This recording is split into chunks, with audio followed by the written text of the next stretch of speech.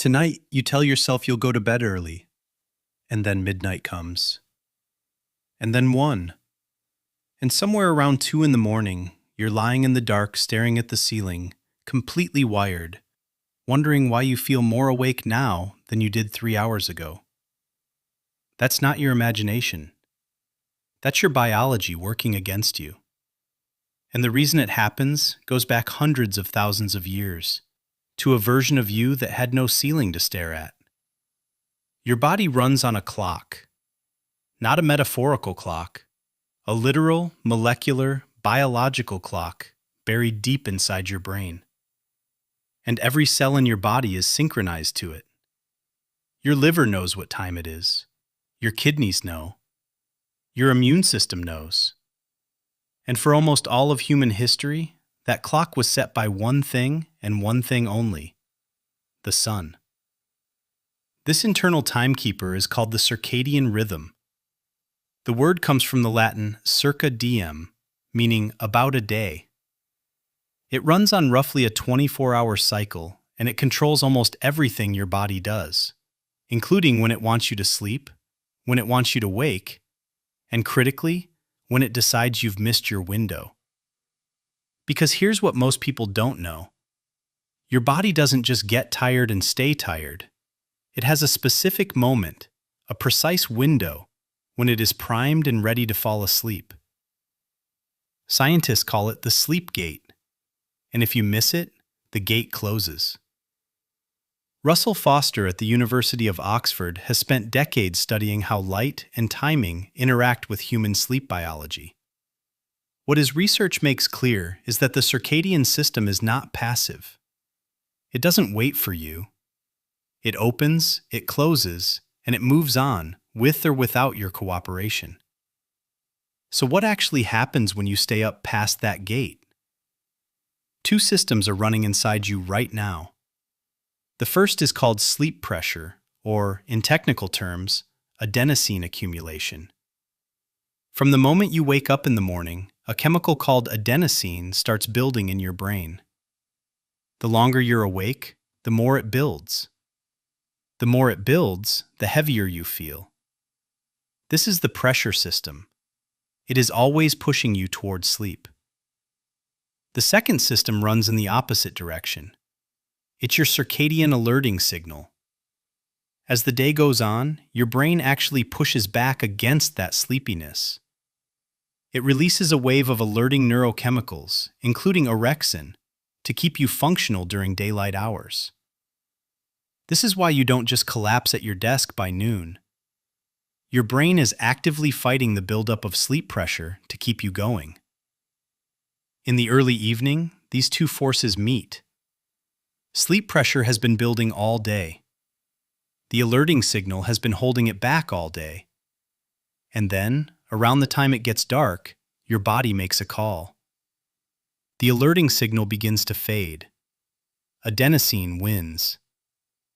Melatonin, produced by the pineal gland, starts flowing into your bloodstream. Your core body temperature drops. Your heart rate slows.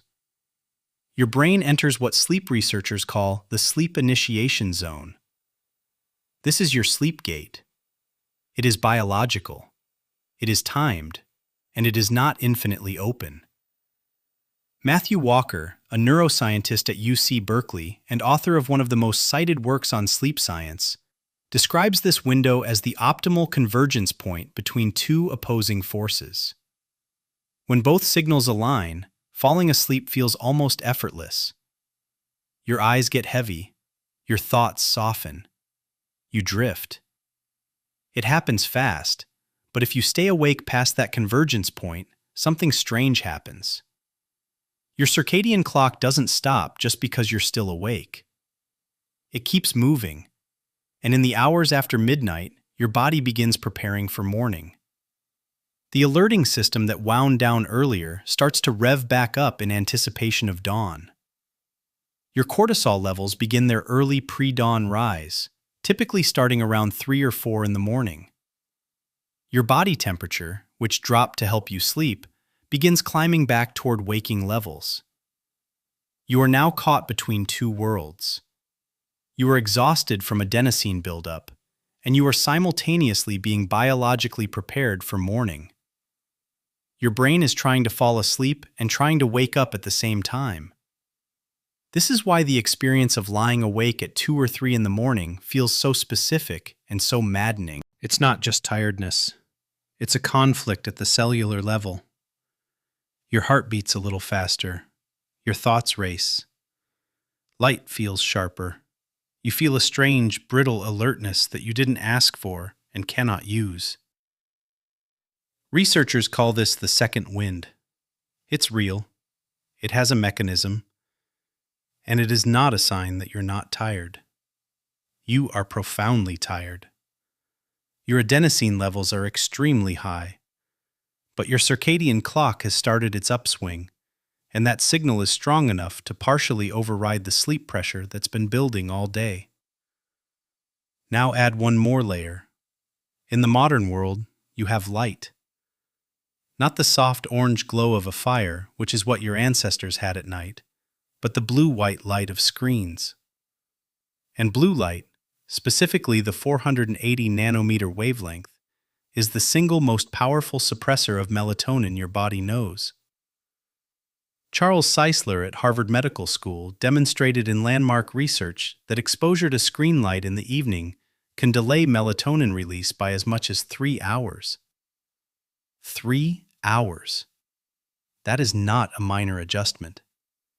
That is your body being told, at a chemical level, that it is still afternoon. So you are staying up later than your sleep gate, you are hitting your biological second wind, and you are bathing your eyes in light that tells your melatonin to go away. Every one of these factors compounds the others. The gate doesn't just close, it locks. Your ancestors didn't have this problem. For the vast majority of human existence, the night was dark and it was dangerous. Staying awake after dark was not a choice most humans made by preference. Fire provided warmth and some light, but its orange flicker did not suppress melatonin. It was close enough to nothing that your pineal gland barely noticed. When it was dark, your body slept. The gate opened, you walked through it, and it closed behind you. The anthropologist Carol Worthman at Emory University has studied sleep patterns in traditional hunter-gatherer societies, including the Hadza of Tanzania, who are among the best-studied examples of pre-industrial human sleeping behavior. What she found might surprise you.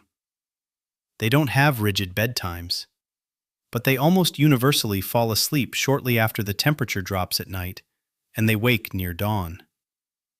Their sleep gate is governed by temperature and light, just as evolution designed it to be. And they fall asleep, on average, in under 10 minutes. 10 minutes. For most people reading this, that sounds impossible. The average person in the developed world takes between 20 and 40 minutes to fall asleep. And the primary variable separating those two numbers is timing. Those who sleep near the gate fall fast. Those who've missed it lie awake and wonder why they can't turn their brain off. There's also a genetic dimension here. Chronobiology researchers have identified a spectrum of circadian types.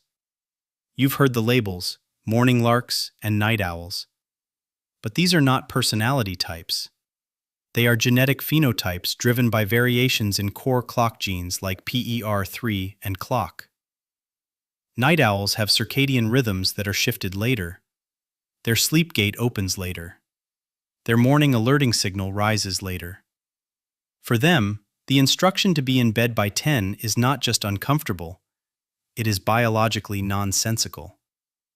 They're being asked to sleep before their gate has even opened.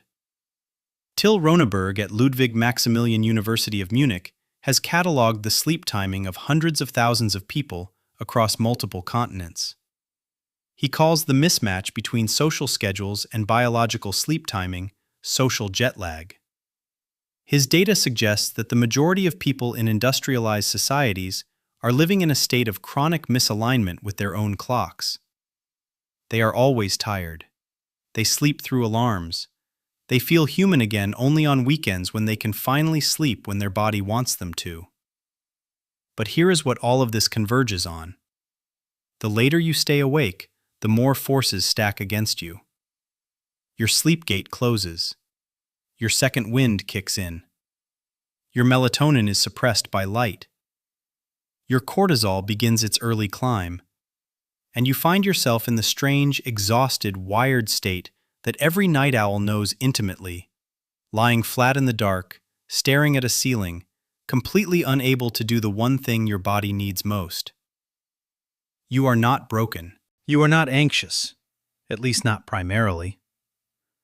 You are experiencing the consequence of a biological system built for a world that no longer exists, colliding with a modern world that ignores it entirely.